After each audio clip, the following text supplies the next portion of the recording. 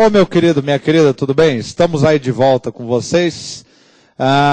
Me colocaram algumas dúvidas aí, algumas unidades mandaram, uma unidade mandou dúvidas aí também sobre planejamento estratégico, tático, operacional. Aqui no intervalo também conversei com o pessoal, me colocaram as seguintes questões aí.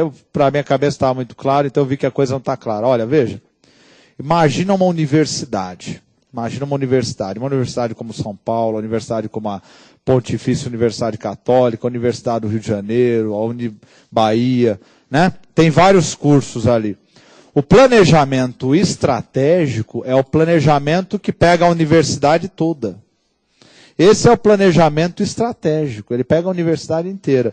Agora, tem o planejamento do departamento de medicina. Esse é um planejamento setorial. Tem o planejamento do departamento de publicidade, da faculdade de publicidade, né, dentro da universidade. Esse é um planejamento tático, é um planejamento setorial. Tem o planejamento da faculdade de engenharia. Esse é um planejamento tático, ele é um planejamento setorial. E tem o planejamento do professor, que vai planejar as aulas dele, o semestre dele. Esse é um planejamento operacional. Então, o planejamento estratégico, quando a gente fala que ele é global, é porque ele pega a organização globalmente, ela inteira. Ele pega ela toda, é global. Quando a gente fala que o planejamento tático é setorial, é porque ele pega só um setor da organização. Né? Quando ele é um planejamento operacional, ele pega ali uma sala de aula, né? Se é uma grande empresa, uma filial, uma agência, e assim por diante.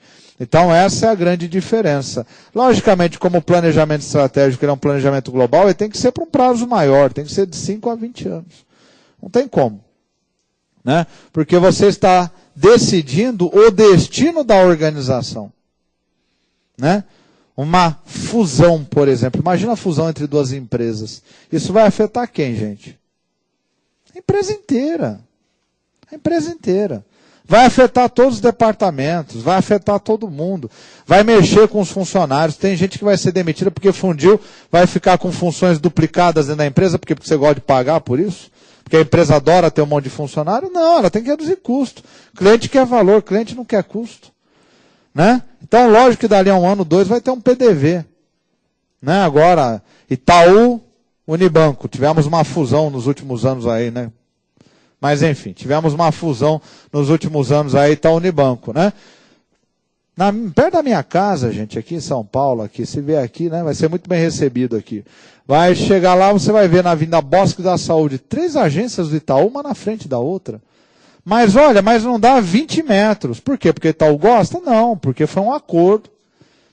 No mínimo, Itaú, Banco Central, ó, compra esse negócio aí que está meio esquisito, vamos anunciar uma fusão para o mercado e mantém os funcionários. Mantém os funcionários. Governo de esquerda, não é isso? Né? Governo PT.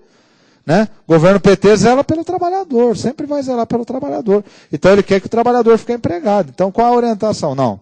Faz a fusão cheia, segura os trabalhadores, até porque está numa crise.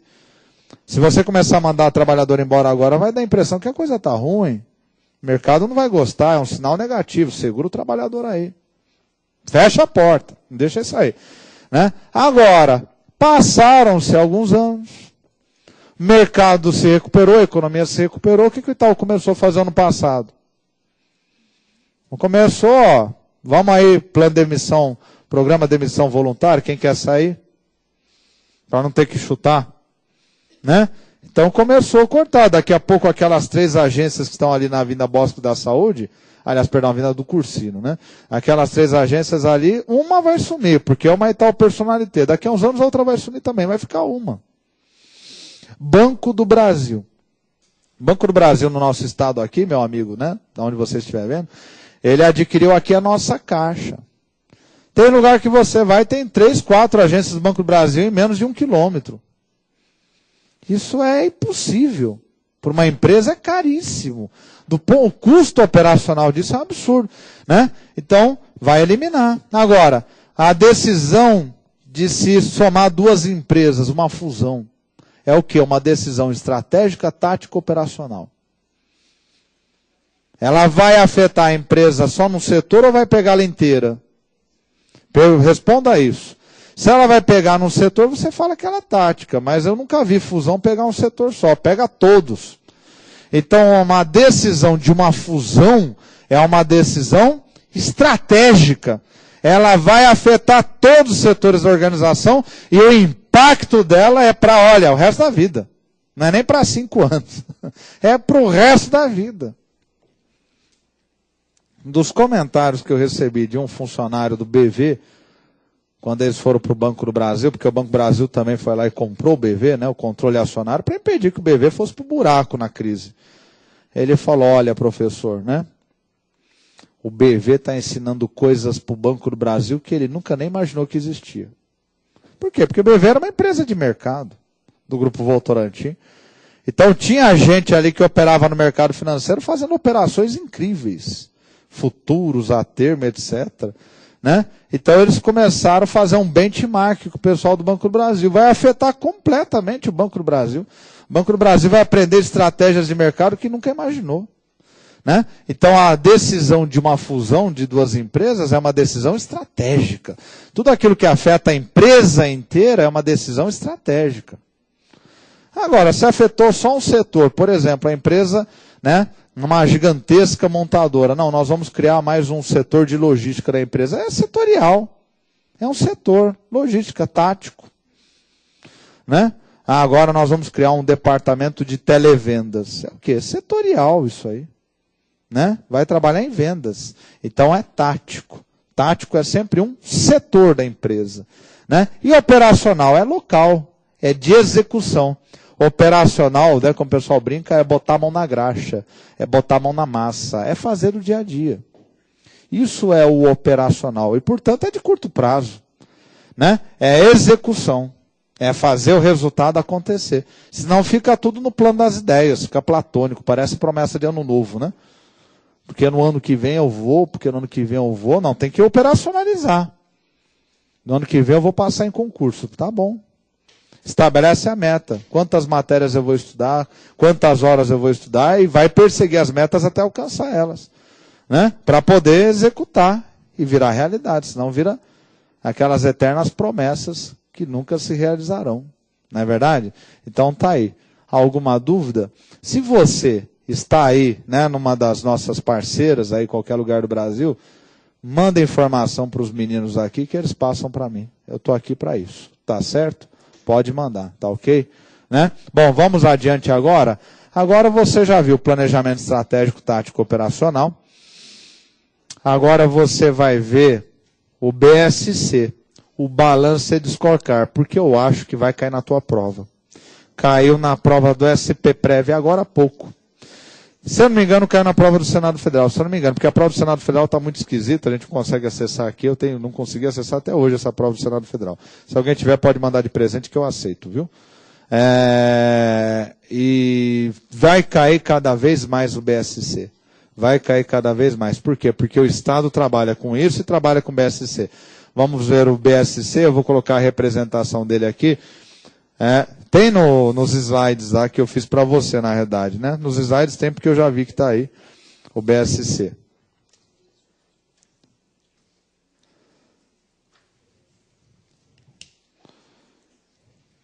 Deixa eu ver se eu acho aqui.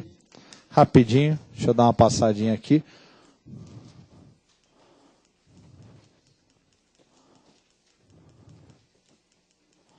É que tem muito slide aí, viu, gente? Tem uns 69 aí slides aí. Tem metade são questões com, metade sem respostas, né? Depois nós vamos fazer essas questões aí. Se der, ó, o BSC é isso aqui, ó. Foca lá, meu querido, foca lá no slide aí. Isso, deixa ele um pouco aí na tela, para o candidato ver. Da onde eu tirei isso aí? Eu tirei isso aí do Wikipedia. O Wikipedia tem isso aí. O Wikipedia tem bem boas coisas ali, viu? Uma vez alguém falou, mas tem erro. Eu falo, se você souber os erros que estão lá, com os acertos, você vai passar em qualquer prova, meu filho. Porque ela é informação para burro, viu?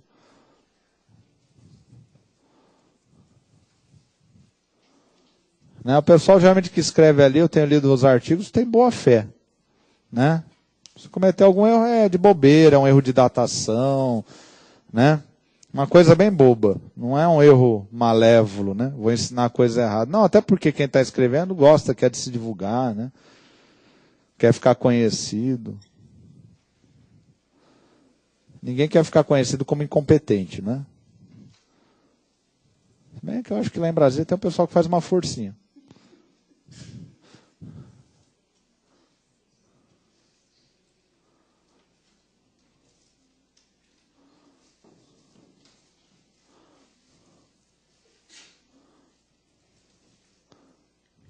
Se você olhar o desenho, você vai ver que tem um monte de blocos, né? Tem 5 blocos.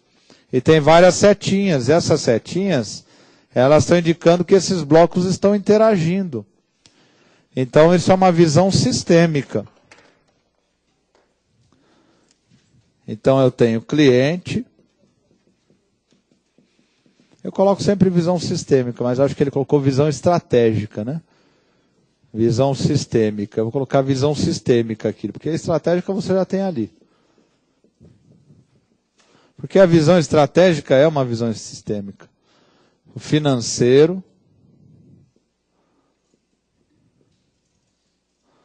processos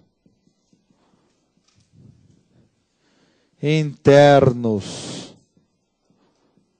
de negócios, processos internos de negócios,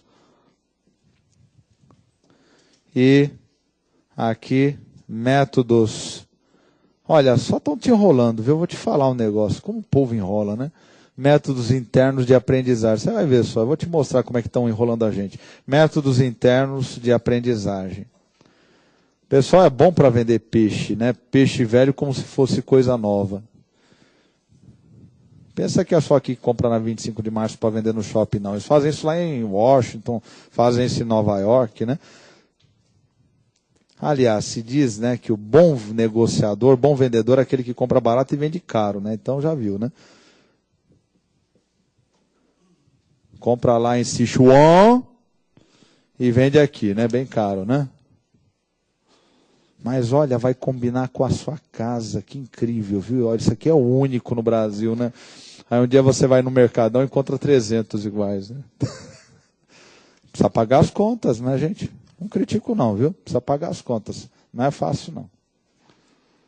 Quem tem comércio sabe que é difícil. Uma boa parte da vida, como diria o Lacan, é uma ilusão. Né? Lacan. O psicanalista que é o herdeiro do Freud, um dos discípulos do Freud. Eu tenho uma esposa lacaniana, então, minha filha. Não é? Bacana, bem resolvida. Mandou o marido para terapia. Não é? Bom, mas olha só, né? Repara que, primeira coisa, né? Qual é a história disso aqui? Bom, deixa eu colocar o nome desse negócio, né? Tá, professor, estou olhando para isso aí, não estou vendo o nome. Cadê o nome, professor? Né? Eu vou colocar aqui no cantinho. Bom, cantinho aqui você não vai enxergar. Balanced, pior que eu não quero apagar isso aqui. Balanced, tem um motivo para isso estar aí. Balanced Score Card. Não tem um credit card? Então, esse é o Balanced Scorecard. Quase parecido com o credit card. Balanced Scorecard, BSC. Olha, nas provas que eu tenho visto, ele sempre tem caído ou abreviadamente BSC ou Balanced Scorecard. Se eu não me engano, na prova do SP Prévio ele apareceu abreviado, da Fundação Carlos Chagas, que é uma examinadora de muito respeito, né? Vou contar a história rapidinho desse negócio do Balanced Scorecard, né? Qual que é a história disso aí? A história disso aí é o seguinte, né? Tem dois moços, um chamado David Norton e outro chamado Robert Kaplan, que eles contam que a consultoria deles foi chamada por um empresário norte-americano que disse o seguinte: olha, a minha empresa tem muito sucesso, viu? Minha empresa está crescendo, as vendas estão muito bem, a produção está muito bem. Só que eu não sei o quanto, né, de sucesso, aliás, o quanto cada departamento da empresa, quanto cada equipe está contribuindo para esse sucesso. Esse é o meu drama pessoal. Quanto cada equipe está contribuindo para o sucesso da organização? Então eles falaram, bom, primeira coisa, né? Antes de nós estabelecermos um modelo para que você possa saber exatamente o que cada departamento tem que produzir para gerar sucesso, nós temos que verificar se a sua empresa tem todas essas características aqui do BSC. Então, primeira coisa, ela tem que ter foco no cliente. Gente, pelo amor de Deus, isso para você que está aqui assistindo meu curso já está mais velho do que andar para frente. Foco no cliente é a ideia, é o princípio da qualidade total. Quem manda é o cliente. E ponto e acabou, né? Tá certo? Segundo, tem que ter foco no financeiro. Tem que ter foco no financeiro. Né? Quer dizer, o financeiro é da onde nós vamos retirar os recursos para atender às necessidades do cliente. Então tem que ter uma gestão financeira bem feita, tem que saber fazer uma captação de recursos, né? Tem que saber fazer provisão, né? Tem que ter um gestor financeiro bem preparado. Agora, aí que eu falo para você que, como né, o pessoal vende café velho, requentado, dizendo que é novo, né? Processos internos de negócio. Olha que nome bonito. O que é isso aqui, gente? Processos internos de negócio. Isso aqui é gestão de processos. Eu vou até anotar aí. Isso aqui é gestão de processos. É outro nome para gestão de processos que você viu. Então eles estão dizendo, né? Olha, viu? A sua empresa tem que ter uma visão de gestão de processos. Porque o que agrega valor são os processos. Gestão de processos.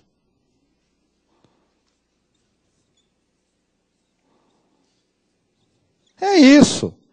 E outra, e olha, a empresa do senhor, para poder ter sucesso, seus colaboradores, né, tem que ter um sistema de métodos internos de aprendizagem. Olha que nome bonito, métodos internos de aprendizagem. O que é isso, gente? Você acabou de ver agora há pouco, isso aqui está velho já para você. Isso aqui é aprendizagem organizacional.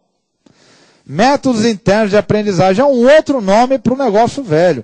Métodos internos. Você não está vendo nada novo aqui. Métodos internos. Né? Aliás, métodos internos. Estou escrevendo, estou louco já? Não, louco já não ando muito normal, né? Mas isso aqui é aprendizagem organizacional. A aprendizagem organizacional é método interno de aprendizagem. Quer dizer, é uma empresa que tem que ser gerencial. Pronto, acabou. Tem que ter foco no cliente, tem que ser uma empresa que para atender o cliente só pode ter processo que agrega valor, tem que ser uma empresa que todos estão aprendendo e, obviamente, ela tem que ter visão sistêmica. Tudo que você viu até agora. Você não viu nada novo. Mas vai decorar. Vai decorar, porque eu já vi questão em prova, que ele elenca. São características do BSC. Visão de clientes, financeiro, processo interno de negócio, método interno de aprendizagem. E eu vi uma prova que ele colocou coisas que não tinham nada a ver desses retângulos. Aí começou com o cliente, começou muito bem. Financeiro, aí chegou aqui, ele falou, nem lembro o que era. De departamentos, aí pronto, aí já estava errado. Né? Então, tem que decorar. Como é que decora, professor? Que nem eu decorei. Peguei uma folha em branco e fiz isso aqui 3 vezes. Quando eu fiz a 3ª vez sem olhar, eu tinha decorado, já era. É assim que se decora essas coisas. Né? Desenho ajuda pra caramba. Não precisa ser tão bonitinho que nem o meu, colorido. Entendeu? Faz lá 5 retângulos lá e acabou. Joga dentro os nomes. A hora que você fizer isso aí, né, sem olhar, você já guardou isso aí. E também não tem muito que você ficar pensando, né? Porque você já viu tanto processo, então você fala, bom, então gestão de processo. Ah, tem que ter aprendizagem organizacional. Já era. Aí depois disso, dizia lá o David Norton, Robert Kaplan, já temos tudo isso na sua empresa? Então nós temos já tudo isso na empresa do senhor. Então agora nós vamos implementar um sistema que é o BSC, que a única vez que eu vi até agora aparecer a palavra verticalizado para a organização gerencial, porque eu estou desde o início do meu curso insistindo que verticalizado é burocrático mecanicista e gerencial é horizontal porque é processo. Então, é a única vez, ele fala, nós vamos integrar as decisões da cúpula organizacional, da cúpula estratégica, que é onde está o dono da empresa, os sócios, o conselho de acionistas. Nós vamos integrar ela verticalmente com cada departamento, com cada equipe, estabelecendo um modelo de gestão para cada equipe com base em objetivos, metas e indicadores de avaliação de desempenho. objetivos, metas, espera, não anota ainda não, objetivos e metas, indicadores de avaliação de desempenho. Só que na época, né, a coisa era mais de espeto de pau, então vamos fazer isso por cartões coloridos com pontuação. E aí cada equipe tem que bater aquela pontuação. E assim o senhor saberá exatamente o quanto cada departamento está contribuindo para o sucesso da organização. Pergunta do professor Marco Antônio para você, para o fundo do seu coração. Olha aqui. Você tem que bater metas. Você é avaliado pelas metas. Você tem que cumprir objetivos. Você é avaliado pelos objetivos? Se a resposta for sim, tan, tan, tan, tan, tan, tan, tan, tan. Olha o efeito, hein? Né? Você trabalha com BSC na sua empresa e nem sabia. Né? Então, se você tem metas na sua organização, então você trabalha com BSC.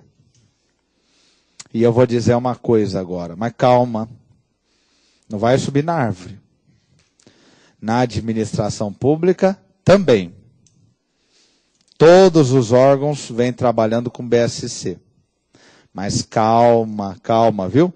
Eu falo sempre o seguinte, o candidato ele fica nervoso quando eu falo essa parte, chega essa parte da minha aula, ele fica decepcionado, ele quer até devolver o curso já, fala, eu não quero mais fazer isso aqui. Pô, eu estou querendo sair da iniciativa privada porque lá eu tenho que bater meta toda hora, sou avaliado o tempo todo, vou para a administração pública para bater meta? Calma, meu filho.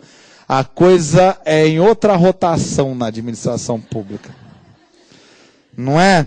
Eu falo, olha, a reforma gerencial do professor Bressa é um negócio fantástico, que está fazendo no Estado brasileiro, né? Só que a coisa é o seguinte, né? Na iniciativa privada, a empresa tem que concorrer.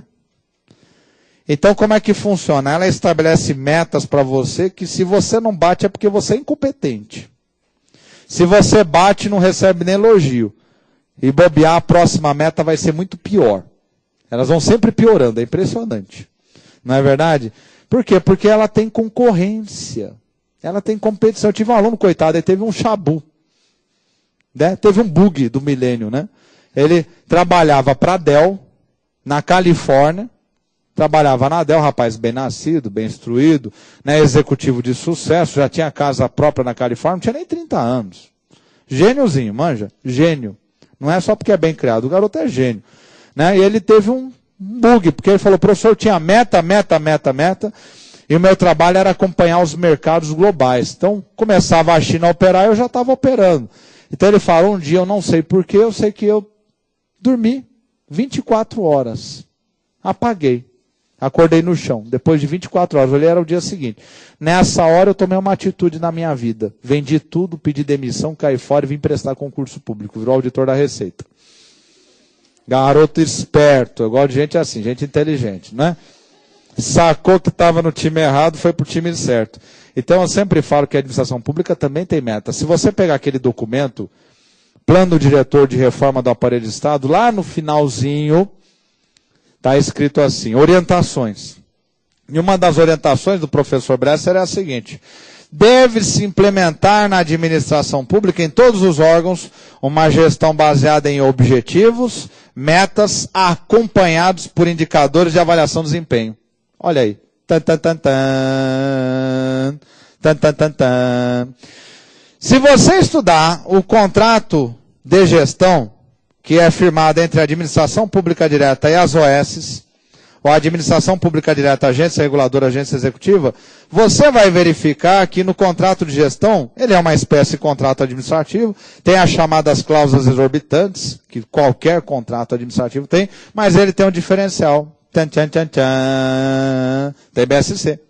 Ele tem objetivos e metas, e já vai acompanhado por indicadores de avaliação de desempenho que serão avaliados pela administração pública para verificar se ele está batendo as metas na prestação de serviços. Né? Agora, mas professor, então quer dizer que eu estou ferrado, eu vou para a administração pública, ela tem isso, mas calma, você está muito nervoso. Eu falo que na administração pública é assim, o planejador é japonês. A vantagem do nosso país é essa multiculturalidade maravilhosa que a gente tem. O planejador é japonês. O analista do planejamento é coreano, o gestor financeiro é judeu, o negociador é árabe, mas o avaliador bichinho é lá da terra do meu avô, lá do Vale do Jequié, entendeu? E meu rei, ninguém quer servidor estressado, porque servidor estressado pede as contas e vai embora, o serviço fica para todo mundo. Esse é irmão desse. Então, olha só, o artigo 41 da Constituição, veio o plano diretor em 95, veio a emenda 1998, com a emenda 1998 veio, logo na sequência da emenda 1998, veio o plano plurianual 2000-2003 para implementar ela, e na própria Constituição, a emenda 1998 alterou o artigo 41, ensejando mais uma possibilidade de emitir o servidor público estatutário. Quais são as possibilidades de emitir o servidor público estatutário? São só 4. Uma está no artigo 169, que tem a ver com o orçamento. Portanto, não tem ampla defesa nem contraditório, porque você não vai demitir o servidor porque ele é incompetente. Não, ele às vezes é um excelente servidor, você está cortando gastos. Nunca vi ninguém fazer isso. Porque se fizer também, o sindicato vai para a porta e para tudo. Já está parando sem isso, imagina se não fizer, né? Aí que não funciona esse país, né? Aí você vai para o artigo 41. Hoje são 3 espécies de demissão. Mediante processo administrativo disciplinar, cabendo ampla defesa e contraditório. Artigo 41 da Constituição Federal. Mediante processo transitado no Poder Judiciário, cabendo ampla defesa e contraditório. E mediante avaliação de desempenho. Olha o BSC aí na Constituição, mediante avaliação de desempenho. Agora eu vou contar melhor para você. Quem é que faz a avaliação de desempenho? Quem que faz a avaliação de desempenho do servidor? Quem que vai fazer a avaliação de desempenho dele? Comissão de avaliação de desempenho, formada pelos colegas. Vai ver se eu estou lá na esquina, vai. Entendeu? Né? Correios, Empresa Brasileira Correio e Telégrafos, eles trabalham com o BSC antes do plano diretor. Conversando com um chefe que trabalha lá, ele falou, Marco, eu tenho aqui empregado público que é uma lástima, ele não faz nada. Eu tinha que demitir ele para dar exemplo, porque eu tenho os outros funcionários que estão aqui motivados, trabalhando, e estão vendo ele não fazer nada. E ele contamina. E aí eu tenho que, né, na base da liderança, convencer eles a produzir. Mas eu não consigo demitir, mas nem com a força de Jesus. Né? Porque o sindicato, a força política, então esquece. Né? Mas que está lá na Constituição, está. Tudo bem? Agora, o que que o plano plurianual, falei, plano diretor 95, emenda 1998, plano plurianual 2000-2003. Ele caiu na prova de auditor, se eu não me engano, 2005. O plano plurianual 2000-2003, se não foi 2005, foi a de 2001. Ele caiu numa dessas. Aliás, eu acho que ele caiu nas duas, em questões diferentes. Esse plano plurianual, ele tem um nome de plano plurianual Avança Brasil. Foi o último plano plurianual do presidente Fernando Henrique. Ele fez uma propaganda danada. Avança Brasil, agora o Brasil vai mudar. Mas não tinha dinheiro. Quer mudar o quê? Sem grana? Né? A parte de infraestrutura que ele queria fazer, esquece. Não tinha dinheiro. Né? Agora a reforma administrativa não. Estava lá no plano plurianual, saiu. Foi avançando. Foi avançando. Saiu o presidente Fernando Henrique e conseguiu tocar. E esse plano plurianual, o que é um plano plurianual? O plano plurianual é uma lei ordinária que está no artigo 165 da Carta Magna, que ele vai trazer, está lá o texto do artigo 165, parágrafo 1º, não precisa anotar isso aí, né? Só se você for auditor da Receita, for prestar auditor, cai a administração financeira na tua prova, mas você deve ter visto curso com algum dos mestres nossos. O plano plurianual, ele traz as diretrizes, objetivos e metas para as despesas de capital e outras delas decorrentes e para os programas de caráter continuado. Esse é o texto literal que está na Carta Magna. Isso é um plano plurianual. Então, ele é um instrumento de planejamento orçamentário. Planejamento orçamentário, despesa e receita. Então, quando o Constituinte introduziu o plano plurianual, o famoso PPA na Constituição, ele introduziu como uma ferramenta de planejamento de despesa e receita, só isso. O plano plurianual Avança Brasil, do presidente Fernando Henrique, ele tem uma novidade, ele é um marco na história dos planos plurianuais. Qual é a novidade, professor? que além das metas, diretrizes, objetivos e metas para receita e despesa, ele trouxe diretrizes, objetivos e metas para a produção de serviços e para obras públicas, que são chamadas das metas físicas. Então hoje o Plano Plurianual virou um instrumento de implementação do BSC. Então ele traz diretrizes, objetivos e metas para todos os órgãos da administração pública. E que serão avaliados por indicadores de avaliação do desempenho. Então, por isso que o BSC vem funcionando. Agora eu tenho uma pergunta aqui que eu deixei em suspenso. Na verdade, o governo e iniciativa privada, tanto isso aí vale para bem e para mal. A remuneração variável é vinculada a essas metas de desempenho. Perfeito. Quando o negócio ia bem, a empresa normalmente vive a mesma vida. E no Estado, como é que é isso? Então, o colega colocou a seguinte questão aqui. O colega colocou, olha, isso aqui na iniciativa privada, você que está aí me vendo, né, tem uma remuneração variável. E aqui está acontecendo a mesma coisa na administração pública. Professor do Estado de São Paulo, ele tem a remuneração fixa e hoje ele tem a variável. Vários órgãos da administração pública estão implementando. Agora o SPPrev, tivemos concurso público, é uma autarquia em regime especial do Estado de São Paulo, para cuidar da previdência do servidor do Estado de São Paulo. Você lia no edital, remuneração fixa, remuneração variável. Né? Tá lá, remuneração variável, ou seja, à medida que o desempenho é bom, vai ter uma remuneração. Então, tá lá o fixo, 4.000, mas com a variável pode chegar a 5.300. Você tem que começar a ficar atento para os editais dos concursos públicos, eles estão vindo todos assim. Agora, né, tem relação diretamente com o BSC. Com a diferença que aqui é bater aquelas metas que são estabelecidas para o órgão. É o que eu te falei. Aqui não é o terror. Agora, na iniciativa privada, isso virou uma espécie de novo terror para o colaborador. Então, nós deixamos o terror taylorista para trás, ficou no passado. Aquele terror do taylorismo, da organização burocrático-mecanicista. Passamos 40 anos sem terror no ambiente corporativo. As corporações apelando só para processos motivacionais e voltamos agora para o terror do BSC. E é um dos elementos que para a organização, isso aqui tem várias vantagens. Que vantagem, né? Pensando friamente, que vantagem? A primeira vantagem é que a organização sabe exatamente o que cada um vai fazer.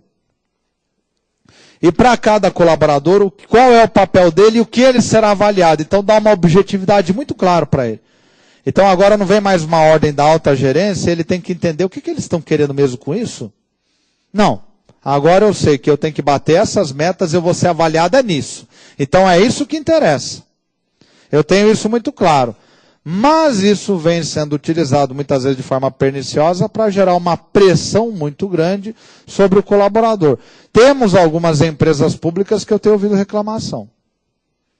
Né? Os bancos. Banco do Brasil, Caixa Econômica Federal. Por quê? Porque o servidor da Caixa Econômica Federal, que é o empregado público, ele não tem mais que ser apenas bancário, ele tem que vender produtos. Né? Então, de acordo com o que ele vende, ele tem uma renda variável em cima disso aí. O gerente da agência também, ele tem uma participação, ele tem uma renda variável. Então, essa é uma tendência na administração pública. Tudo bem? Né? É combinar isso com renda variável para, de certa forma, remunerar as habilidades do colaborador. Tá ok o BSC? Agora, presta atenção. Foca aqui, meu querido. Por favor. Tinha isso aqui, que eu falei no bloco passado, que muita gente dizia que isso aqui era uma peça de ficção, porque era muito difícil de implementar na empresa. Né? Revista Fortune, que eu comentei para vocês. Né? Vários também, textos do Brasil, dizia que planejamento estratégico era uma peça de ficção científica num livro preto de couro que estava lá em algum canto da empresa. O pessoal fazia. Tem até um vídeo do Max Gerler no YouTube. Vídeo não, né? Está gravado, só aparece a foto dele lá. E aí um rapaz manda uma pergunta para ele e fala: Max, agora eu virei gerente. Finalmente eu fui promovido depois de tanta dedicação. Eu consegui ser promovido, mas Max, eu estou assustado. Porque eu trabalho na empresa há anos e me deram planejamento estratégico. E eu comecei a ler planejamento estratégico e eu não entendi nada. Aquela não era a empresa que eu estava vivendo. Eu não conheço aquela empresa que está no planejamento estratégico. Aí o Marcos fala, calma, né, Ricardo? Lembra lá o nome de quem mandou a pergunta. Calma, Ricardo.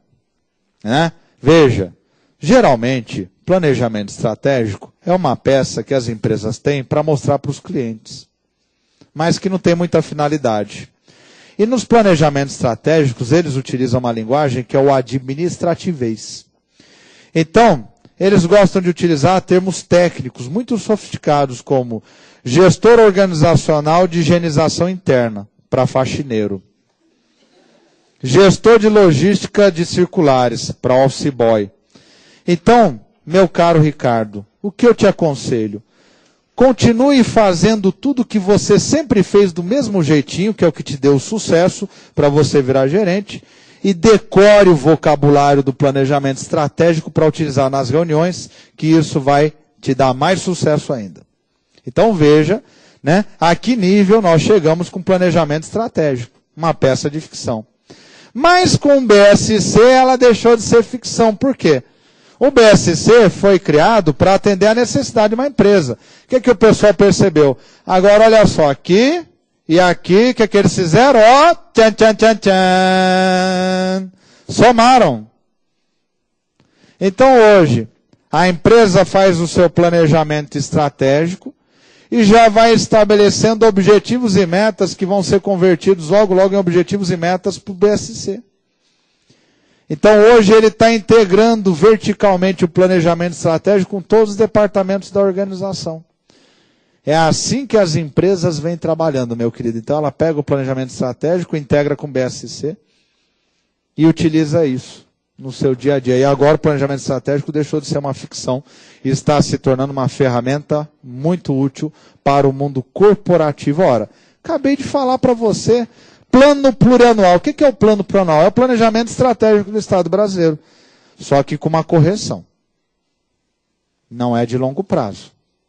Porque planejamento estratégico é sempre longo prazo. O plano plurianual tem uma peculiaridade. A duração dele é de 4 anos. Então a Secretaria do Orçamento Federal, que é a secretaria que consolida a LOA, a Lei Orçamentária, entrega na mão da presidenta para ela mandar para o Congresso, ela edita todo ano um documento chamado Manual Técnico do Orçamento. E se você pegar esse Manual Técnico do Orçamento, ela vai definir o plano plurianual como um plano estratégico de médio prazo ou plano de médio prazo, porque é de 4 anos. Ele é estratégico por quê? Porque ele pega o Estado inteiro. Saúde, educação, justiça, defesa. Ele é estratégico. A característica estratégica dele é que predomina. Ele pega o Estado inteiro. Autarquias, pega tudo. Agora, ele não é longo prazo. Por quê? Porque no Brasil o mandato presidencial só tem 4 anos. Então ele dura 4 anos. Não é os mesmos 4 anos. É equivalente. Ele começa sempre no segundo ano. E termina no primeiro ano, no final do primeiro ano do mandato do próximo presidente, porque não dá para o presidente mandar a PPA para o Congresso, aprovar e sair executando, né? Quer dizer, seria a mesma coisa. Apitou o jogo, eu já chuto a bola, já entrou no gol. Não dá, né? Tem que atravessar o campo, né? Passar pela defesa, a presidência é a mesma coisa. Tem que nomear ministro, tem que negociar com partido político, tem que oferecer cargo para todo mundo. Até ficar tudo organizado no Congresso, leva 4 meses. Cada presidente desse país que toma posse, leva 4 meses para colocar a casa em ordem para poder mandar o plano plurianual.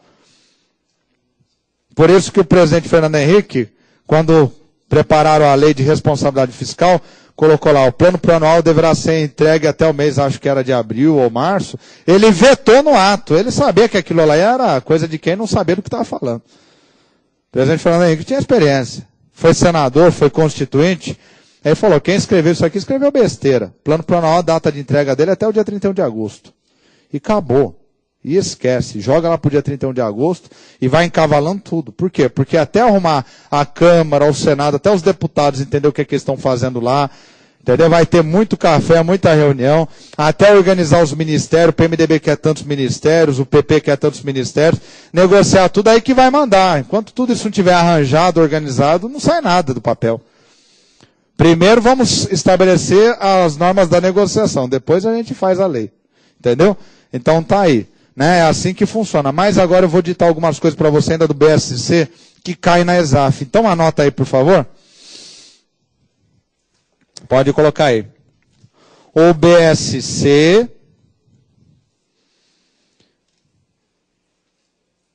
permite integrar as decisões estratégicas da organização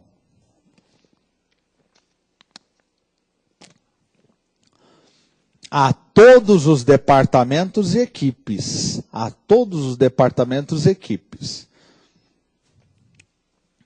Mas não é diretamente a decisão estratégica, é a partir dela. Estabelecendo para cada equipe, para cada departamento. Agora você vai escrever com letras maiúsculas para ficar bem destacado. Objetivos e metas. Objetivos e metas. Quem não tem objetivo e meta não chega a lugar nenhum.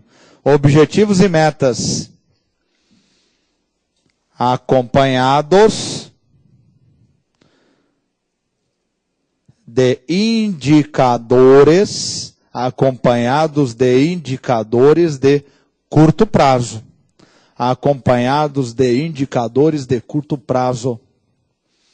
Indicadores de curto prazo não, cruzei as informações. Perdão, corrija indicadores de avaliação de desempenho. Cruzou as informações da minha cabeça, deu uma loucura aqui. Indicadores de avaliação de desempenho, corrija. Indicadores de avaliação de desempenho. Agora você vai grifar objetivos, grifa metas, indicadores de avaliação de desempenho. Esse é um trio. Sai sempre de mãozinha dada. Você sempre vê os três. Objetivos, metas, indicador de avaliação de desempenho. Objetivos e metas, indicador de avaliação de desempenho. Objetivo, metas, indicador de avaliação de desempenho. Sempre. Eles aparecem, geralmente, sempre juntos. Política pública. Política pública traz objetivos, metas, indicador de avaliação de desempenho. Contrato de gestão traz objetivo, meta, indicador de avaliação de desempenho. Isso aí é um arroz e feijão. Daquele bem safado ainda. Sem tempero. Né? Agora você vai colocar um complementozinho aí. Para o curto prazo.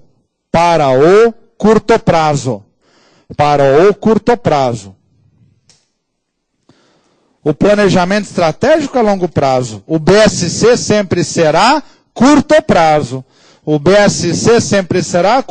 Porque o BSC é uma ferramenta de execução. Não é para o mês que vem, é para agora. BSC é uma ferramenta de execução. Eu quero ver as equipes agora dando resultados. Eu quero ver as vendas subindo. Eu quero ver os custos caindo. Eu quero ver atendimento aumentando. BSC é uma ferramenta de curto prazo. Sempre. Então está aí. Aqui a gente fecha toda aquela parte que eu comecei lá na qualidade total, dizendo Joseph Juran, o foco é as necessidades do cliente, respeitando as leis, os valores da sociedade, Demi, implementando processos de qualidade total pelo ciclo PDCA, né? Kaoru Ishikawa, eliminando os erros, zero defeitos do Crosby, eliminando todas as perdas de custos, gestão de processos, a organização operando com processos que só agregam valor para o cliente, planejamento estratégico, estabelecendo objetivos e metas de longo prazo, sempre, né? Planejamento tático, médio prazo, alcance setorial, operacional, curto prazo e o BSC. Tudo isso que eu falei desde a primeira aula até agora forma um grande sistema. Tá tudo integrado. Pois não. De execução. É uma ferramenta operacional. O colega perguntou aqui para a gente, se eu soubesse sincero, que era uma ferramenta de execução, que eu ditei agora há pouco. É uma ferramenta operacional. Então veja que tudo isso forma um grande sistema, né? Eu fico imaginando os processos como se fossem as largatas de um tanque, né? Aquelas rodas passando. E o planejamento estratégico, o plano para onde esse tanque está indo. E o que ele vai fazer exatamente, né? E o BSC fazendo tudo funcionar. É operacional, é de execução, é o motor do tanque, né? Isso é um grande sistema. O Estado vem operando desse jeito. Desde a emenda 1998. Aqui entre nós aqui. Nós tivemos uma primeira reforma da administração pública, que foi a reforma do Decreto-Lei 200/67. que foi a reforma implementada pelo Ministério da Desburocratização, do nosso querido ex-ministro Hélio Beltrão, o homem que tentou acabar com os cartórios no Brasil e não conseguiu. Lógico, sem comentários. Né? Então, o Hélio Beltrão, ele tentou fazer isso, né? Mas o que aconteceu? Como os militares, né, que governavam o país naquele período, eles tinham uma doutrina fortemente desenvolvimentista, forte, natural, todo militar é desenvolvimentista. O militar que não é desenvolvimentista deve ser doente. Porque o militar é desenvolvimentista, professor? O que é desenvolvimentismo? O desenvolvimentismo é uma doutrina econômica que defende a industrialização dos países. Os norte-americanos são desenvolvimentistas. Como é que vocês acham que eles têm um parque industrial daquele tamanho? Onde é que nasceu a Microsoft? A Cisco Systems? A eBay? No Vale do Silício. O que é que tinha no Vale do Silício? Caltech. Para que servia o Caltech? Para fornecer cérebro para fazer bomba atômica, para fornecer cérebro para fazer teste com avião a 3.000 km por hora, para testar míssil. Toda a indústria do Vale do Silício está associada à tecnologia militar norte-americana. Ai, descobriram em 2000 e pouco que a Microsoft fazia espionagem industrial junto com o Pentágono na Europa. Não diga, me conta uma outra. Não é? É lógico, ciência e tecnologia e guerra sempre andaram de bracinhos dados. Então os militares eram fortemente desenvolvimentistas, então o que eles fizeram? Na reforma do Decreto-Lei 200/67, eles estruturaram uma gigantesca administração pública indireta. É só você pegar o Decreto-Lei 200/67, você vai ler lá. Com a redação do presidente Humberto Alencar Castelo Branco, né? E que era o primeiro general do regime. Então está lá muito claramente, princípios do Decreto-Lei 200/67, planejamento. Lá veio o orçamento do programa, que hoje vocês chamam de lei orçamentária anual, a Constituição. Né? Descentralização, fortaleceu toda a descentralização administrativa, surgiram centenas de autarquias, centenas de empresas públicas, sociedade e economia mista, fundações. Né? Delegação, delegar para o setor privado, concessionárias, né? Várias, porque os militares sabiam que a economia do Brasil ia crescer e eles queriam evitar o chamado efeito de Wagner, lei de Wagner. O que diz a lei de Wagner? Que à medida que o PIB cresce, o Estado cresce muito mais. Ora, se o Estado cresce muito mais que o PIB, tem que aumentar a arrecadação. Aumentar a arrecadação vai tirar o poder de compra da população e, lógico, vai matar os lucros da indústria e mata a economia. Então eles já sabiam da lei de Wagner, eles eram muito bem assessorados. Né? Aí coordenação, os ministérios deixaram de executar serviço público e passaram a coordenar contratos, convênios, passaram a fiscalizar. Cada ministério deste país aqui tem um órgão de controladoria interna. Este órgão de controladoria interna, que controla os atos da administração, ele está integrado a um outro órgão chamado Controladoria Geral da União, que é o órgão central de controladoria do Poder Executivo Federal, que por sua vez, quando identifica uma irregularidade, já notifica o Tribunal de Contas da União, que é órgão auxiliar do Poder Legislativo. Então eles foram montando toda essa estrutura. E controle, que é outro princípio do Decreto-Lei 200/67, controle sobre resultados, e não sobre processos. E eles investiram pesadamente na administração pública indireta. Aliás, diga-se de passagem, a definição que os senhores e senhoras estudam sobre a autarquia, está lá onde? Decreto-Lei 200/67. Onde que você acha que saiu aquilo? A autarquia está lá a definição. Empresa pública está lá a definição. Sociedade e economia mista está lá. A única definição lá que hoje ficou complicada é de fundação. Porque, a princípio, os militares não queriam fundação na administração pública indireta. Aí veio um outro decreto-lei, se não me engano, 900, de 1969, que jogou a fundação para dentro da administração pública indireta de tanta falcatrua que tinha nas fundações. E continuam tendo. Só que hoje elas chamam ONGs. Mudou o nome, mas a lavagem é velha. Né? As fundações são um cancro desse país. As fundações mal gerenciadas, diga-se de passagem. Tem fundações maravilhosas no Brasil. Fundação Einstein, é uma maravilha aquilo ali. Né? Primeiríssimo mundo, bom e do melhor. Né? Então essas fundações da administração pública até hoje são um problema. Então está lá, no Decreto-Lei 200/67.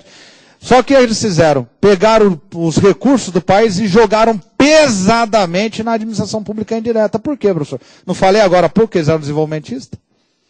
E quais eram os motores do desenvolvimento? A empresa pública e a sociedade e economia mista. Aí os milicos ficaram sabendo, né, que os geólogos, coordenados pelo Ministério das Minas e Energia, Departamento Nacional de Produção Mineral, descobriram uma maior reserva de bauxita da América Latina, lá perto do Rio Trombetas. O Brasil importava alumínio. Eu sou da época que lata de refrigerante era folha de Flandres. Era uma lata desse tamanho que se você jogasse na cabeça alguém, dava homicídio duplo qualificado. Matava, a pessoa caía morta, era uma lata pesada. Aí eu vendo no filme americano, eles amassando a lata e amassar, quebrava os dedos. Né, moleque? Né? Eles descobriram uma reserva gigantesca de bauxita lá. Chamaram as empresas privadas, todas. Chamaram Alcan, chamaram Alcoa, Grupo Votorantim. Quem quer explorar bauxita lá, perto do Rio Trombetas? As empresas se interessaram. Opa, nossa, isso aí, né? Qual é o potencial? O potencial é produzir esse negócio aí 100 anos aí. A tantas toneladas por ano. Ah, nossa, não, o Brasil de importador vai virar exportador. Não tem latinha de cerveja refrigerante nesse país que não é de alumínio hoje. Aí as empresas falam, mas a operação é muito arriscada para a gente ir lá sozinha. Então, ó, vamos fazer o seguinte, vocês vão montar um consórcio, aí nasceu o Consórcio Mineração Rio Norte, a Vale vai entrar junto com vocês, a Eletronorte vai montar uma hidrelétrica, a hidrelétrica de Balbina, e a Ferronorte vai fazer uma ferrovia para escoar a bauxita até o porto. E aí nós vamos botar um porto ali, o navio já sai dali e vai abastecer as empresas lá no Maranhão. Porque o Sarney era o ungido pelo regime para comandar o Maranhão, o regime queria afastar os velhos coronéis, colocou um coronel mais moderninho no Maranhão, que era o Sarney. Então deu umas coisas meio esquisitas na logística da região norte até hoje. Você está no Maranhão sabe disso. Para o Maranhão foi uma benção que o Sarney fez. Né? Para o estado do Pará até hoje fica meio complicado. Então o minério de bauxita ia ser beneficiado aonde? Lá na Alumar, no Maranhão. Né? Aí descobriram Carajás. O Japão ia explorar Carajás. O Japão ia explorar Carajás. Carajás, gente, é quase o tamanho do estado de São Paulo. Carajás inteiro, vai de um rio ao outro. Eu não lembro mais se é do Tocantins até o Tapajós, né? Nos meus anos aí de geografia, né? Eu lembro que era um negócio imenso o Carajás. Tem ouro, tem cassiterita, tem ferro. Tem o que você imaginar ali. Aquilo ali é uma bênção de Deus que colocaram nesse país. Aí o Japão ia explorar aquilo ali. Né? Um grande parceiro nosso, desde a época dos milicos, é o Japão. O Japão é um grande parceiro que eles trataram com todo carinho. Encheu esse país de indústria japonesa, Yamaha, Honda, Matsushita, tá até hoje aí, é uma grande parceira do Brasil. Só que o Japão descobriu lá na Ásia uma mina de bauxita, não lembro onde é que é essa Indonésia, e se desencantou com Carajás. E aí veio a crise do petróleo. Os militares falaram, não, nós vamos abrir esse negócio aí, o Brasil vai deixar de ser dependente de alguns minérios. Aí a Vale jogou a Vale na região, a Vale começou a minerar, abrir tudo aquilo ali, construir o Tucuruí, Eletronorte, que é uma hidrelétrica gigantesca, monumental, com um dos maiores canais do Brasil, entre uma eclusa e outra dá 9 quilômetros, para passar navio transportando minério, transportando soja, é um negócio incrível. Então, quer dizer, veja, eles investiram muito na administração pública indireta. Por quê? Porque a administração pública indireta, na concepção deles, era o motor do desenvolvimento econômico nacional, e era mesmo. Petrobras, Petroquisa, né, Banco do Brasil, BNDES, eram as máquinas do crescimento. Embratel, que eles criaram, Telebrás, várias grandes empresas. Não vai falar isso para nenhum advogado, fica quieto. Senão é uma briga. Né, porque sempre vão lembrar da tortura, desaparecimento. Nós vemos no Estado Democrático e temos que defender o Estado Democrático. Né? Porque senão vai virar um discurso elogioso. Mas eles investiram muito nessas áreas, não dá para ignorar isso aí também. Fizeram o dever de casa. Então o que aconteceu? A administração pública indireta, não sou eu quem fala isso, quem fala é o Bresser. Ela se tornou gerencial. Então essas ferramentas todas que eu estou falando aqui, já são velhas, conhecidas de muitas empresas públicas. Eu tenho certeza que o SEPRO, empresa que foi criada em 1º de dezembro de 1964 pelo presidente Humberto Alencar Castelo Branco, empresa de processamento de dados federal, que entre outros sistemas de TI criou o Sisbacen, o Siscomex, que a Receita Federal utiliza, né, para arrecadar os tributos de importação e exportação. Né? Receita Net, que você declara a sua receita, né, imposto de renda, né? O Renavan do teu licenciamento foram todos criados pelo SEPRO. Você acha que o SEPRO não sabe disso aqui desde os anos 60? Vocês acham que um Banco do Brasil, uma Petrobras não sabe disso aqui? Pode implementar mal, mas sabe. Então, várias dessas ferramentas gerenciais. Então, qual é a constatação que o Bresser faz no plano diretor? Ele faz a seguinte constatação, tá bom o som aí? Ele faz a seguinte constatação, está no plano diretor lá, um diagnóstico que ele traçou. Ele conta toda a história da administração pública para fazer um diagnóstico. Ele fala, agora em 1995 o Estado brasileiro não tem governança, não tem capacidade de administrar, só tem governabilidade, tem o apoio da população. Porque o Estado brasileiro ficou, da última reforma deles, ficou com uma reforma parada no meio do caminho. Eles em 85 saíram correndo do poder. Né? Acabou o milagre brasileiro, as crises econômicas arrebentando o país, a população insatisfeita. Eles sabiam que se eles fossem ficar no poder, ia ter que ter cada vez mais borrachada. O presidente Geisel tinha essa visão muito clara, né? Ele era estrategista, né? Por sinal, diz que é um dos mais brilhantes. Que o país viraria uma Síria, que é aquilo que você está vendo na Síria. Quer dizer, a população está com fome, está passando miséria, não tem emprego, não tem perspectiva e o regime não muda. Aí o cidadão, não, a culpa é do regime, não muda, estão passando fome, vou pegar uma K-47 e vou para o regime. Então o general Geisel, já sabendo disso, em 77 ele anunciava, nós vamos para a democracia de novo e acabou. E o que fez, fez. O que não fez, o próximo que faça. E quando o Figueiredo tomou posse, ele deu essa informação para o jornalista. O jornalista, mas presidente, o senhor vai levar o Brasil para a democracia de volta? O presidente Figueiredo virou e falou, né? Vou levar para a democracia. Você lembrou da frase? Vou levar o Brasil para a democracia de qualquer forma. Aí ele perguntou, o jornalista, né? Mas o senhor tem medo da linha dura? Aqueles generais que queriam continuar a ditadura há mais uns 20 anos. Né? Aí ele virou e falou, não, eu vou levar o Brasil para a democracia, jovem, nem que eu tiver que prender e arrebentar todo mundo. Frase dele ficou, o Figueiredo era ótimo, era cheio de pérolas desse tipo, né? Vou levar o Brasil para a democracia, nem que tinha que prender. E veio ele falando, não era uma ameaça brincando não, porque ele foi chefe do Serviço Nacional de Informação. Então ele estava falando muito sério, ninguém fazia graça com a cara dele. Inclusive não era para ele ser presidente, porque a patente dele era muito baixa como general, tem 4 patentes de general. A dele era mais baixa, só que como ele era chefe da SNI, os generais de cima falaram, não, você que vai ser presidente para você mandar o país para a democracia. Então, como é que fica a história da administração pública em 85? O Bresser vai dizer, nós vamos ficar com uma administração pública indireta, gerencial, moderna e eficiente. A Petrobras cada vez abrindo um poço de petróleo mais profundo, né? A Itaipu impressionando o país pela sua eficiência, né? Pela produção energética, e nós vamos ficar com uma administração pública direta, burocrática, atrasada, horrorosa, que presta péssimo serviço.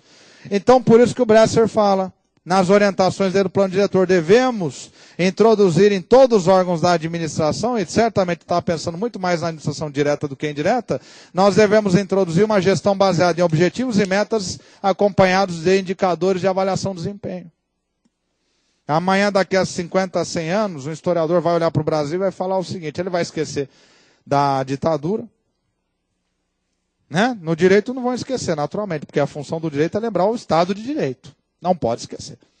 O Estado de Direito nunca pode esquecer das ditaduras que esse país passou. Porque deram algumas consequências positivas, mas deram grandes prejuízos humanos também, né, de vidas que foram tiradas. Então, não tem como.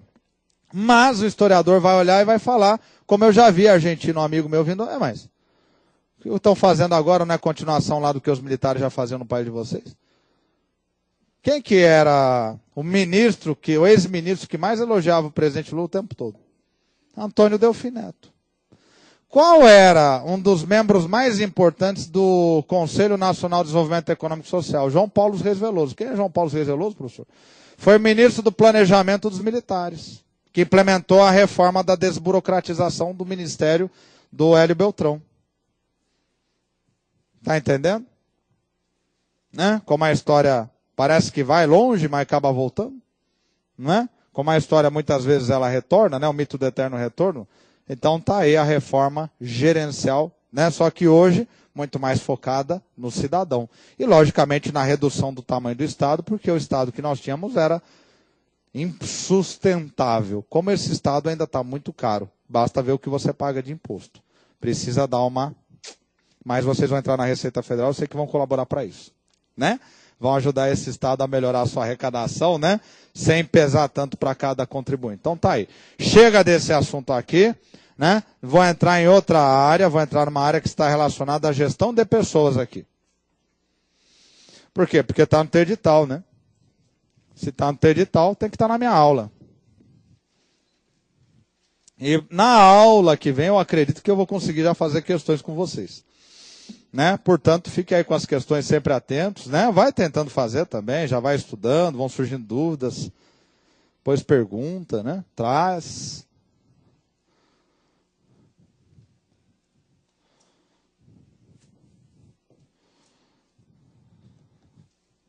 Meu compromisso é com o esclarecimento para a sua aprovação.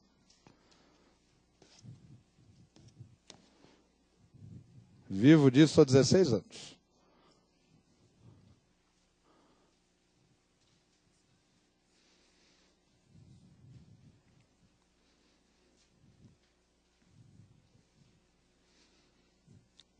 Olha, vamos lá, né?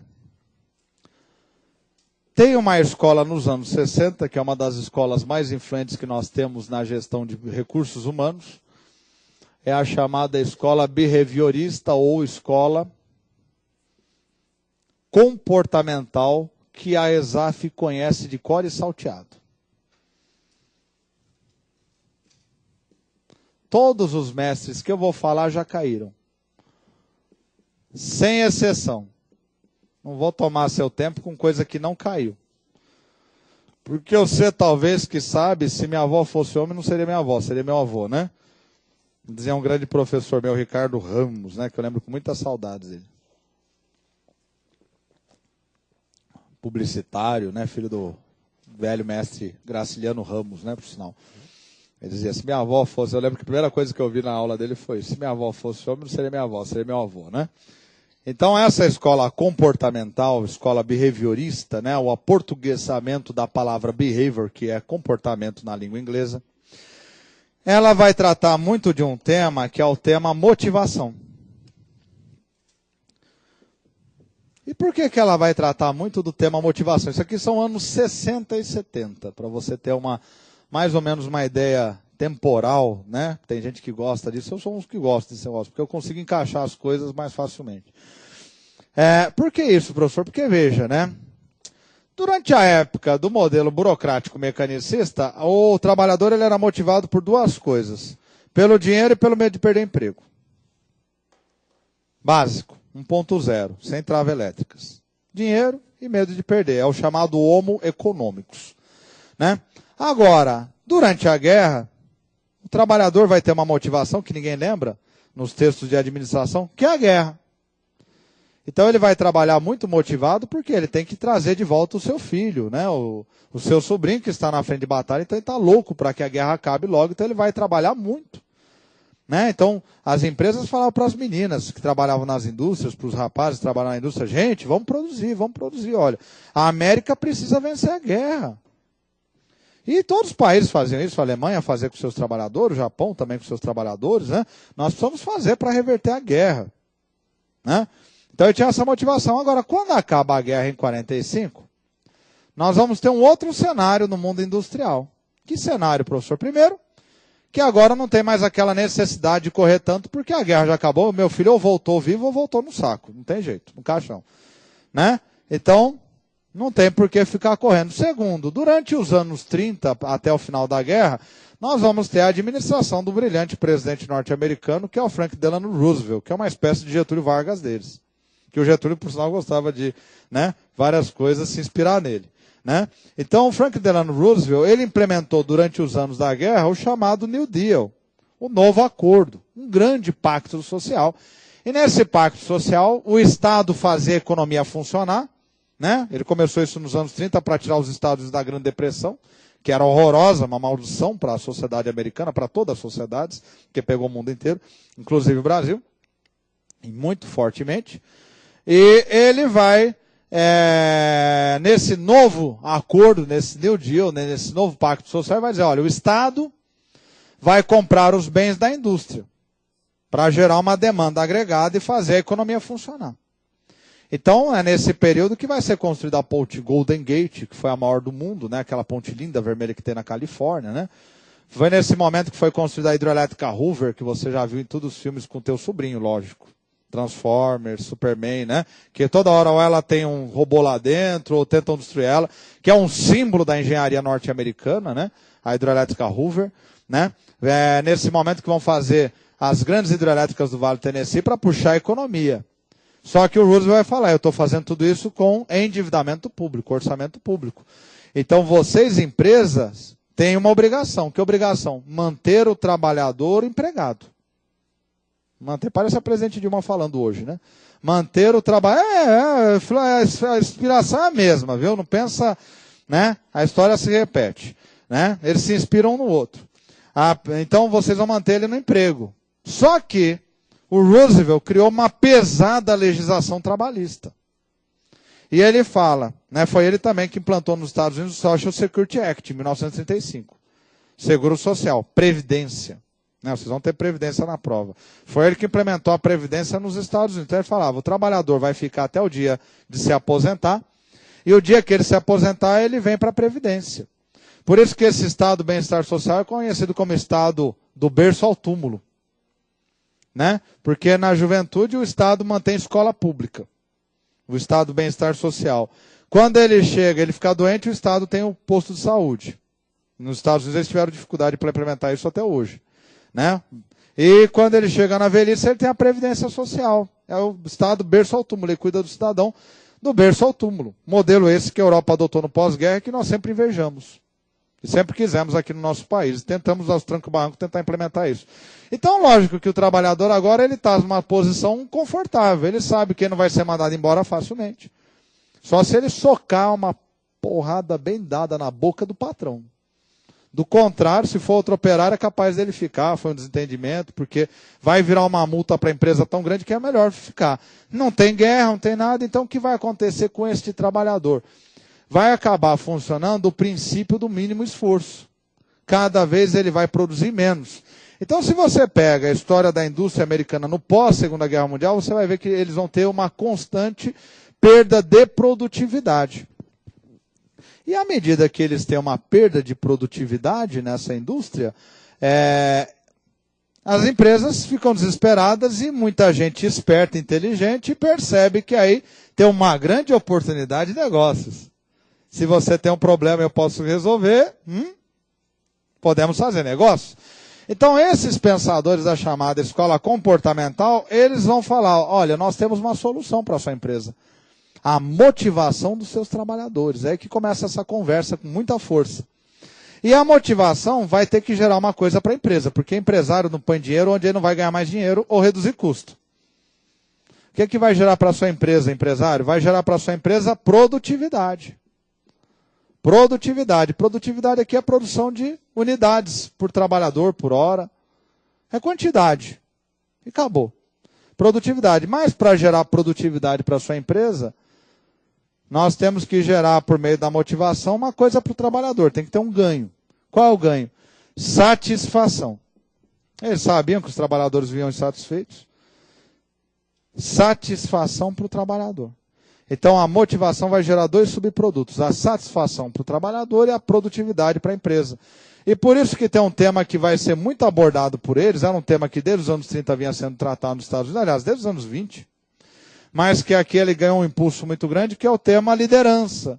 Porque quem é o líder? O líder deve ser o homem capaz de motivar, gerando mais satisfação para o trabalhador e mais produtividade para a empresa. Então veja, olha só, Abraham Maslow, como é que chama a teoria dele? A teoria do Abraham Maslow, vocês conhecem pela pirâmide Maslow, chama a teoria da motivação. Victor Vroom vai falar da teoria das expectativas. O que é teoria das expectativas?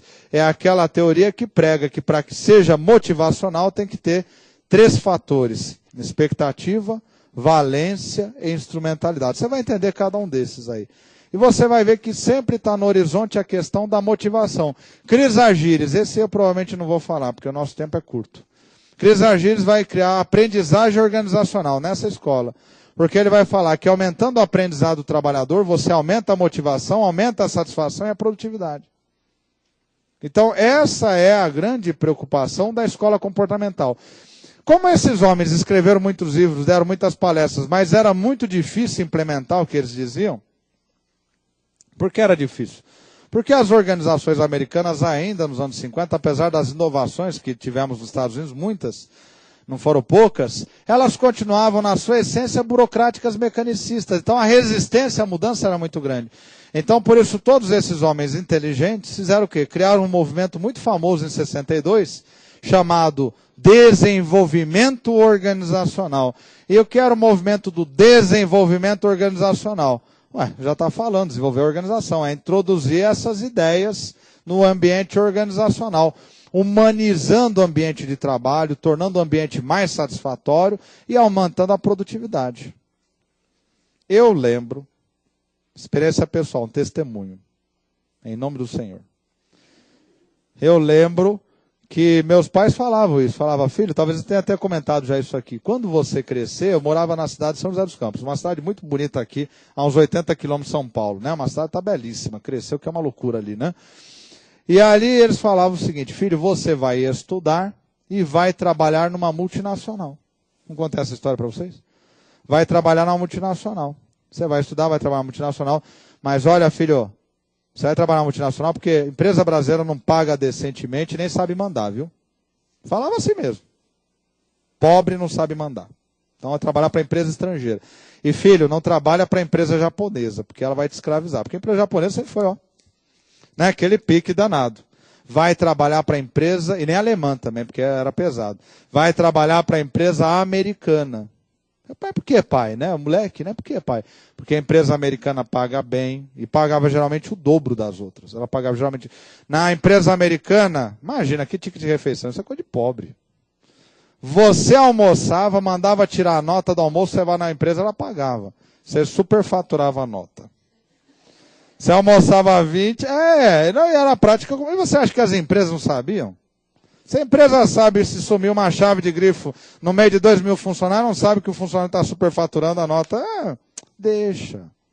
Ele trabalha satisfeito, ele produz mais, ele está feliz, é barato. Vai fazer isso hoje para você ver só o que acontece. Acabou isso aí, né? Então você vai trabalhar para a empresa americana, eles vão te dar, né, eles vão pagar o seu almoço, você leva lá, eles são educados, eles vão te tratar bem. Por quê? Porque as empresas americanas, de maneira geral, elas aplicam tudo isso até hoje. Isso aqui tem uma influência enorme no mundo corporativo americano. Isso aí deu uma humanização para o mundo corporativo. Só que nas últimas décadas também, o BSC, que eu já falei para você, veio desumanizando essas empresas. Então está havendo um retrocesso em termos de conforto do trabalhador, em termos de satisfação. Tem um sociólogo francês, se não me engano, a Delors, que ele fala, Dejours, ele fala... Dejour, né? Eles não falam S. Ele fala isso num texto dele. Aliás, vários textos dele, pesquisas que ele fez um trabalho na Europa, ele fala, após o ano de 1990, o número de doenças profissionais aumentou enormemente.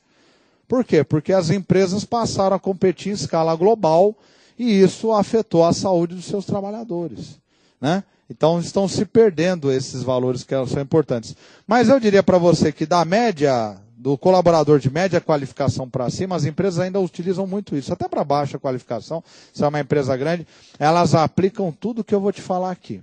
Maslow, Herzberg, todos esses autores. Tudo bem? Agora que você tem um cenário geral, a gente já pode trabalhar cada um desses autores. Dá tempo? Dá, né? Até que horas aqui é o nosso curso? Até? Só mais 10 minutos?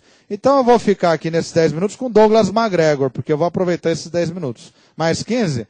Então se bobear ainda entro no Maslow, né? O Douglas MacGregor cai na ESAF, caiu em 2009 agora na ESAF. Douglas MacGregor, né? E eu achava que a ESAF já estava esquecendo dele. O Douglas MacGregor não é o primeiro escritor dessa escola. O primeiro escritor dessa escola é o Herbert Simon, com um livro chamado The Organizational Behavior, né? Quer dizer, o comportamento das organizações, ou o comportamento organizacional. Mas o Douglas MacGregor, que ficou famoso lá e nos concursos aqui. Então vamos colocar o nome dele, tem que lembrar o sobrenome dele.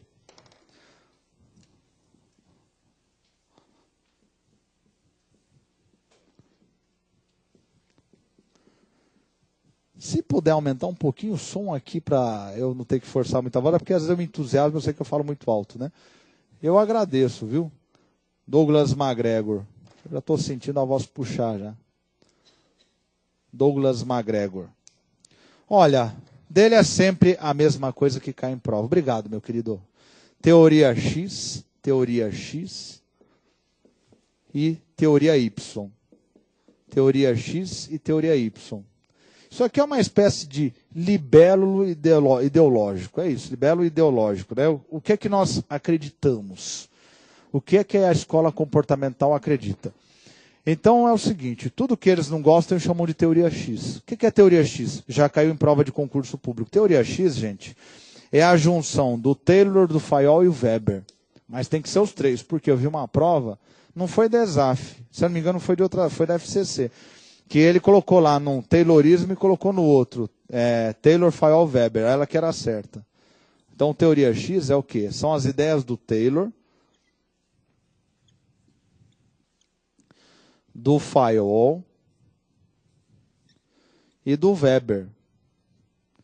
Isso é teoria X. Quando, professor, assim? Sempre, filho, sempre, em qualquer prova que você for. Pode ser CESP, pode ser ESAF, pode ser FCC, pode ser Alto do Xingu, onde for, né? Sempre. Teoria X é Taylor, Fayol, Weber. Só que ele não vai falar contra o Taylor na cara de um gerente taylorista, concorda?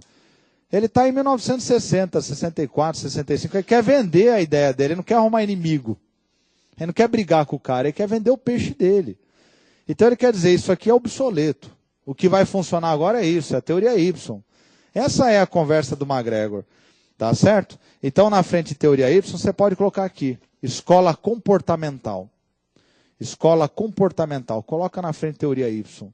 Falou teoria Y na sua prova, é escola comportamental. Às vezes a expressão teoria Y, líder Y, caiu na prova da Secretaria da Fazenda do Estado de São Paulo. 13 mil remuneração. Apareceu lá, líder Y. O que é um líder Y? É um líder que atua de acordo com a teoria Y. É um líder mais humanista, democrático, liberal. Apareceu lá, líder X. O que é um líder X? É um líder que atua de acordo com a teoria X. Autoritário. Autoritário. Típico da organização burocrática. Era questão boba. Quem sabia isso aqui, pá, matava já próxima. Né? A prova não era boba. A prova em si não tinha questões difíceis, mas as questões eram todas de teorias muito novas da administração. Inovaram demais. A caiu matriz de Ansoff, que não é tão novo assim, mas não é tão popular. Caiu Mintzberg, caiu William Reed em teoria 3D. Não se preocupa com isso, porque não adianta. Vamos ficar no teu edital. Isso foi o edital da Secretaria da Fazenda do Estado de São Paulo. Né? Agora, você pula uma linha e escreve assim. Segundo a teoria X,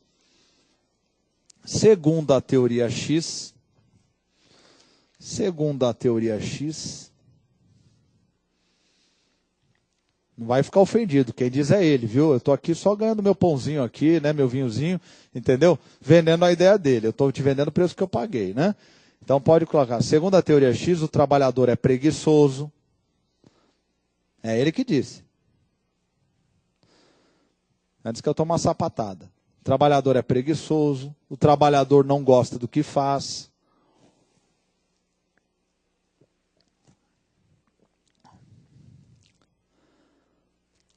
O trabalhador só é motivado pelo dinheiro e pelo terror. O trabalhador só é motivado pelo dinheiro e pelo terror. Já apareceu na prova essa expressão. Você pode colocar aí, homo econômicos. Não é o homo que lava bem mais, né? Homo econômicos. Né? Homo econômicos é esse trabalhador. Né? Ele só é motivado pelo dinheiro e pelo medo de perder o emprego. Esse é o homo econômicos. Né? Agora você anota homo econômicos, aí você vai pular uma linha e escrever aí. Segundo a teoria Y,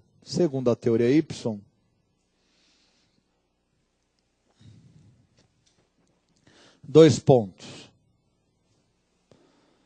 Na outra linha, você pode colocar aí, primeiro. São frases do MacGregor, né? Abra aspas e coloque aí. Trabalhar é tão natural quanto brincar e descansar. Porque esse desgraçado aí não trabalhava aqui, né? Trabalhar, brincadeira. Trabalhar é tão natural quanto brincar e descansar. Fecha aspas.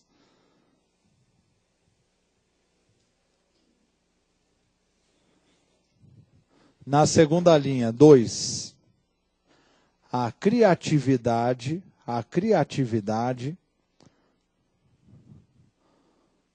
do colaborador, é fundamental para o sucesso da organização. A criatividade do colaborador é fundamental para o sucesso da organização. Veja, o trabalhador aqui tem que ser criativo.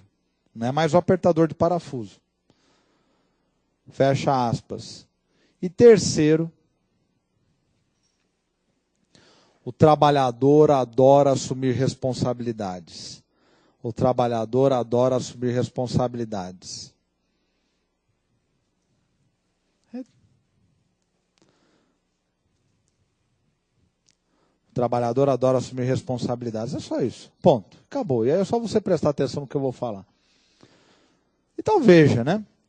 O McGregor percebeu esse potencial de mercado, é lógico. Temos que lembrar também que ele não está falando para nós brasileiros, está falando para uma audiência americana. Nós, brasileiros, que importamos isso com as nossas multinacionais, com os nossos alunos que foram lá para fora, para os Estados Unidos fazer pós-graduação, graduação, né? Os grandes empresários brasileiros dos anos 60 e 70 começaram a mandar seus filhos fazer cursos no exterior já. Nessa época, os Hermílio Moraes, né, começaram os Moraes da vida, mandar todos eles estudar. Vai lá estudar lá fora para aprender o que eles sabem de gestão, né? Por isso que elite é elite, porque ela tem que estar sempre na vanguarda, né? Ela está criando o futuro, não é isso? Ela está tentando inovar sempre. E o McGregor está falando para um empresariado, para executivos americanos, que são homens tayloristas. Ainda em 1960 são homens tayloristas. Não, o trabalhador é tudo vagabundo. Se a gente não pegar no pé dele, realmente a coisa não anda. O trabalhador é preguiçoso, né? O trabalhador só funciona na base do chicote, né? Quer dizer, eram homens tayloristas na essência. Apesar de já estarmos nos anos 60. Os americanos estavam ficando para trás. O Japão já estava na qualidade total. Já estava entrando para a qualidade total. A Europa estava caminhando para a qualidade total. Estava implementando isso aí, né? E aí ele está falando para eles, olha, não adianta você ficar aterrorizando o trabalhador, é isso que o McGregor está falando. Por quê? Porque o trabalhador sabe que a legislação trabalhista protege ele. Você está perdendo o teu cabelo e teu tempo. Você vai ficar sem dormir. Ele não dá a mínima. Então esse negócio não motiva mais. Acabou. Tem uma legislação trabalhista protegendo ele. Esquece, taylorismo não funciona. Nós temos que olhar para a nossa época e temos que olhar para os valores do trabalhador. Ora, a gente tem que pensar que a matriz americana é uma matriz protestante. Trabalho, temperança e poupança. Aquilo que estava lá no Taylor está recuando em todo mundo. Cultura protestante. Trabalho, temperança e poupança. A América foi construída, meu filho, com trabalho duro. Bill Gates, nos 11 conselhos. Filho, a vida é difícil. Não espere que a sociedade te dê um carro com telefone. A sociedade espera que você compre o carro com telefone. Trabalhe e compre o carro com telefone. É uma sociedade que a ética do trabalho protestante é muito forte. Então ele está falando. Então, para esse trabalhador, trabalhar é tão natural quanto brincar e descansar. Quer dizer, passear com os filhos no final de semana, ir para um piquenique, ir para a sua preleção lá do seu pastor. É isso. Ele gosta de trabalhar. Ele foi educado na cultura do trabalho duro, né? Isso é uma pesquisa que os americanos fazem todo ano. Se o americano médio acredita no trabalho duro, né? Andou caindo nas últimas décadas. Agora 40% dos americanos acreditam no trabalho duro.